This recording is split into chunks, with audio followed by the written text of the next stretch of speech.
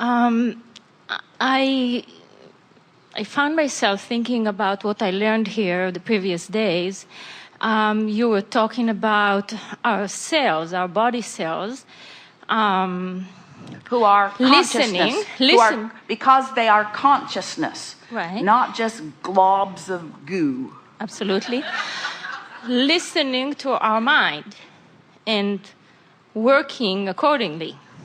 Listening is an interesting word. We would say consciousness, who is vibration, who feels vibrational relationship with other vibrations, your mind being one of them. And your mind, and in other words, when you think a thought, you offer a vibration that is emphatically influential to the vibration of your body. But your body isn't listening and rejecting. Your body is just in the proximity of it and benefiting by the vibration or not, being lifted and buoyed by it, by being allowed by it, or being hindered by it. That's the best way of saying it. And so rather than listening, let's use the word, my cells are vibrational consciousness who are being affected by the tuning of the vibration of my mind.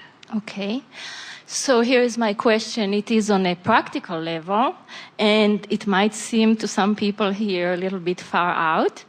And this is about... Nothing here is far out. Okay. And this is, are we able, or will we be able in this lifetime to recreate parts of our bodies, regrow parts of our bodies if we lost them to amputation? The potential is there now. And cellularly, it is understood. Your cells are replicating themselves again and again and again. Mm-hmm. But you have to understand the cell. This is really good. How much, let's contemplate this from a cell's point of view for a moment. Isn't it interesting that from that little glob of goo in the Petri dish, well, you didn't all start out in the Petri dish, but it makes a good picture. From that little gooey beginning, part of that goo knew how to be an eyeball. And part of that goo knew how to be a hair follicle. Mm-hmm. In other words, and part of it knew how to be this organ or that organ. In other words, the intelligence of the cell is incredible. So now, let's contemplate. Ooh, this is so good. Do you think that there are eyeball cells and fingernail cells and heart cells? Or do you think there are cooperative cells who can align to the bigger image that's being projected by more powerful consciousness? Absolutely, yes. So, what is that more powerful consciousness? Well, in your time-space reality, what you call reality, that you can see and hear and smell and taste and touch, is this collective agreement for the most part. In other words, the reason you call reality reality, and the reason that the scientists have it so slow going, is because they're not willing to contemplate far from the reality that already exists. But that's all right. That's why the evolution of all species is sort of slow, is because what you are focused upon sort of causes a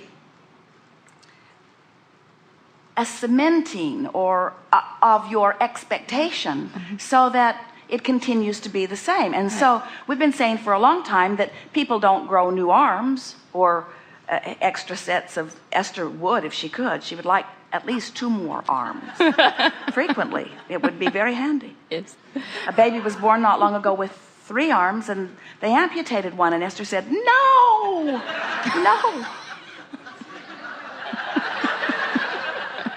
But the reason that people aren't doing it is simply because it is not believed to be possible. So that broader mind is hindering the potential or not encouraging the potential.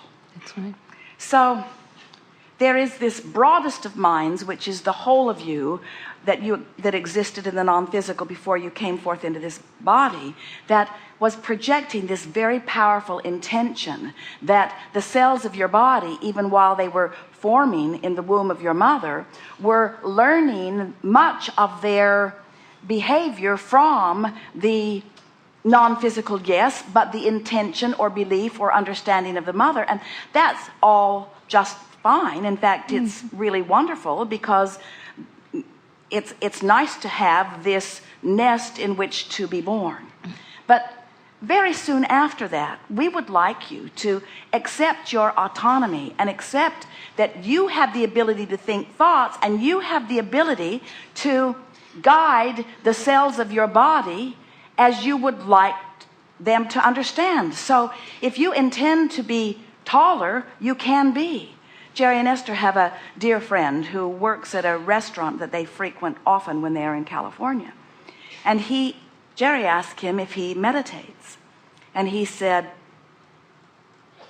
I didn't, and then I did for a long time, and now I'm not much anymore. Why do you ask? And Jerry said, well, we're working on a meditation CD with Abraham, and I was just curious about that. He is a musician. And he said, it's interesting. I was very short and very pudgy and very unpopular and very turned inward and very unhappy. And my mother came across Seth, and she encouraged me to meditate.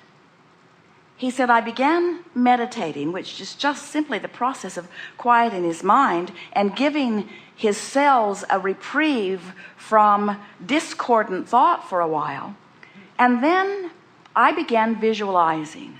I began visualizing myself more as I wanted to be. And he said, in the next year, I grew 6 inches. I lost 50 pounds.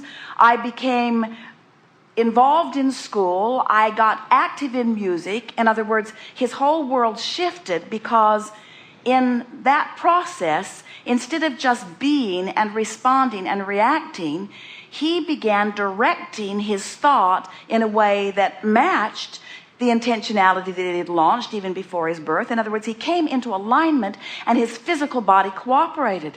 Now, that's easier for people to hear when you're still a child, or even when you're in adolescence. In other words, you accept growth spurts under those conditions because you see them. But we would like you all to accept that there is nothing that you cannot be or do or have. You live in a cooperative universe, which includes your physical apparatus, and whatever you want will be. You form the image, and if you do not defy your own image with reality or with expectation or with the learned knowing of scientists and doctors who know better than the fantasy you're dreaming up, if you don't do that, you will discover the cooperative, we talk about this vortex where all cooperative components are assembled.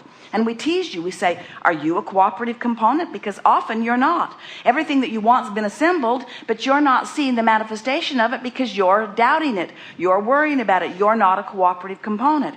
You get in this vortex and spend some time in this vortex and begin paying attention to what's going on in your experience. And those who are watching you will find you an anomaly.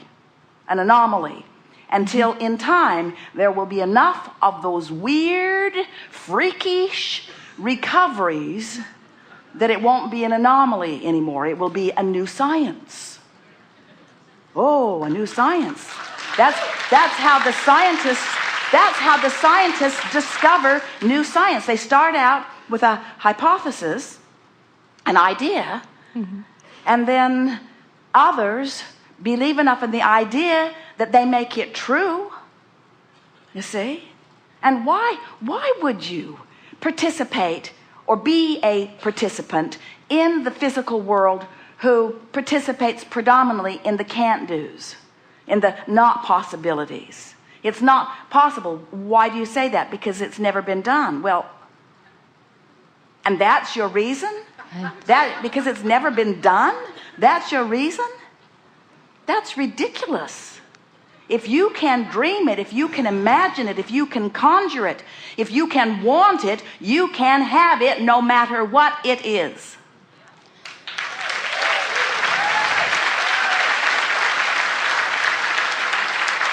But what limits you, what holds you back, is the very first thing that you said to us when you used the word weird.